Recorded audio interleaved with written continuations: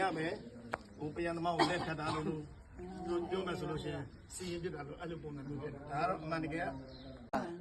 စင်သိန်းရောအဆင့်ဝါရောရှိတယ်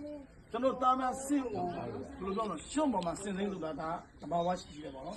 ဒီမှာကျတော့ဟိုတဲကြောက်ခုနကျွန်တော်ပြောတဲကြောက်ပေါ်မှာကိုလိုချင်တဲ့ပုံစံနိုင်လေးကိုရှိတယ်ပြီးဆိုမှအပြင်မှာအစိမ့်ဆိုလေကောင်မှာအပွားလေးထည့်တာအဲ့ဒါကြောင့်ဆူလာမီမှာမတူဘူးလားဒီကွက်တွေကကြတော့ပြုတ်ကြတာမျိုးနာနေကြတော့လုံခဲ့တဲ့နှစ်ပေါင်း100ကျော်လောက်ကနေငါလေးကြားလာဒီဓမ္မဘက်ကမှရှိတယ်ပြီးလို့ရှိရင်လောကနာမှာရှိတယ်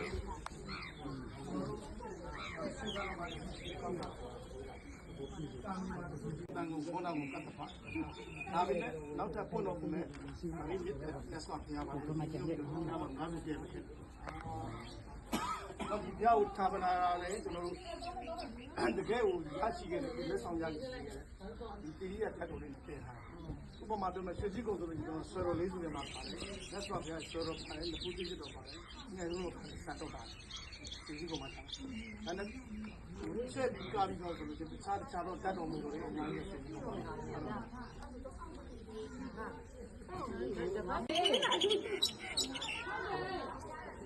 ကြောက်တော့ဒီကိုကြီးနဲ့ဆိုတာဒီ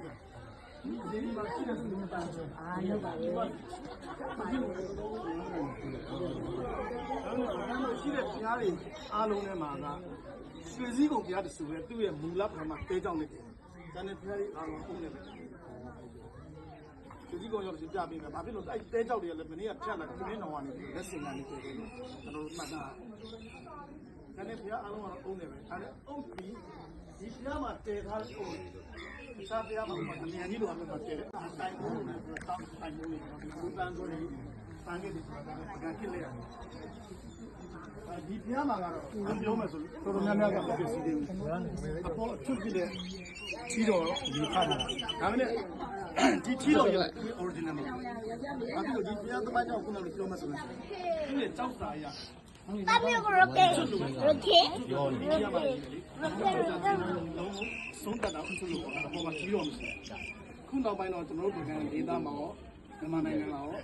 ဒီအပေါ်မှာရှိတဲ့အကျိုးအိုက်ပေါ်မှာနာနိုင်ဖြစ်ပြီးတော့ကြီးကျယ်ဖြစ်တယ်။ဒါကဘုရားတော်များများမှာချင်းမရှိဘူး။ဒီကိုတချင်တော့ဟုတ်တယ်။ထူးခြား